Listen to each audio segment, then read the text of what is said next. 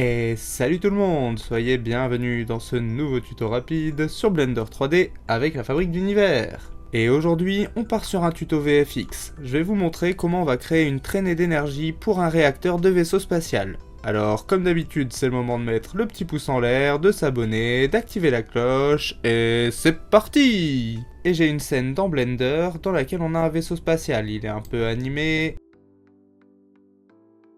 L'idée, ça va être de créer des petites traînées d'énergie ici, en dessous, des réacteurs. Pour ça, je vais commencer par créer un objet qui sera l'émetteur de nos particules. Je vais faire Shift A, Mesh. Je vais aller chercher un circle, puis je vais passer en mode Edit. Je vais créer une face avec F. Et pour terminer, je vais venir dans les contraintes de l'objet, je vais lui mettre une copy location, et je vais lui demander comme target le réacteur. Je vais appliquer ma contrainte avec CTRL A avec mon curseur de souris dessus. Et maintenant, je vais pouvoir descendre un petit peu mon cercle ici. Je vais repasser en mode Edit et je vais le réduire pour qu'il rentre dans mon réacteur. Maintenant, afin que mon objet suive mon réacteur, je vais également sélectionner mon réacteur en maintenant Shift. Et je vais faire un CTRL P pour les parenter entre eux. Et je vais choisir Object. Et maintenant, normalement, le cercle devrait suivre le mouvement. Parfait.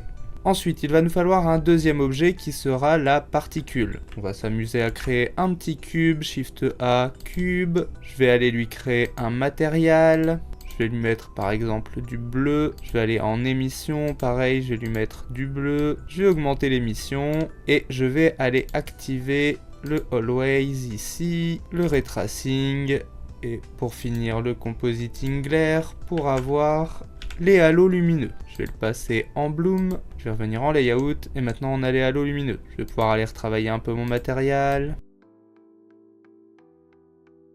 Et une fois que j'ai quelque chose qui me plaît, je vais venir resélectionner mon cercle. Je vais aller dans les systèmes de particules et je vais lui créer un nouveau système émetteur. On va le régler, admettons pour l'instant sur 5000, afin qu'il émette 5000 particules. On va le faire émettre sur 500 frames. On va donner une durée de vie à nos particules de 10.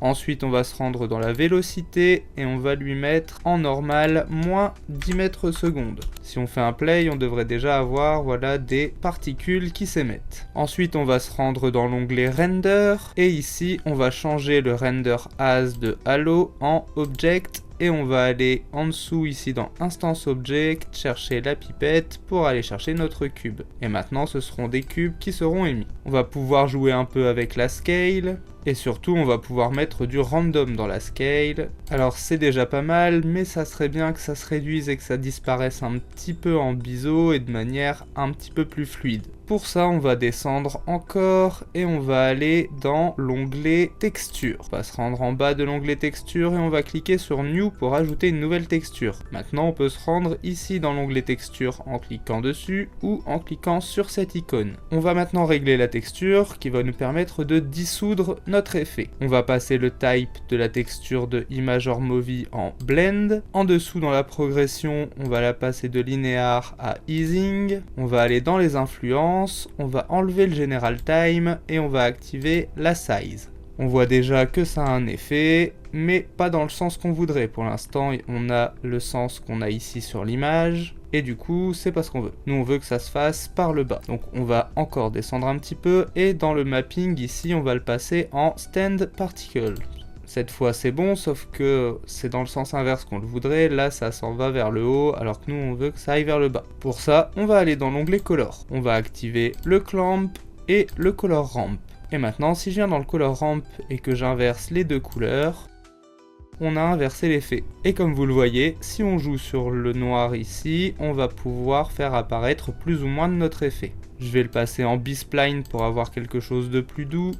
Comme ça me paraît pas mal, on va voir ce que ça donne. Et voilà, vous savez maintenant comment faire un effet de particules. Vous pouvez bien sûr l'adapter, adapter l'objet, adapter la transparence du matériel, la puissance et la couleur de la lumière pour pouvoir réaliser ce que vous souhaitez exactement. Cette vidéo est maintenant terminée, je vous remercie très chaleureusement de l'avoir suivi. Si vous avez des questions, la section commentaires est là pour ça, sinon vous pouvez toujours nous lâcher un petit com de soutien, ça fait toujours plaisir à lire. Et l'algo adore ça également. Et si vous voulez encore nous soutenir, vous pouvez également mettre un petit pouce en l'air, un abonnement également activer la cloche, partager la vidéo et pourquoi pas si vous le pouvez nous soutenir sur Tipeee, le lien est dans la description. Quant à moi je vous dis à une prochaine pour un nouveau tuto sur la fabrique d'univers. La fabrique d'univers où les rêves prennent vie. Avec chaque tutoriel elle nous éblouit. Des mondes en 3D, des créations infinies. Sur sa chaîne YouTube la magie s'épanouit.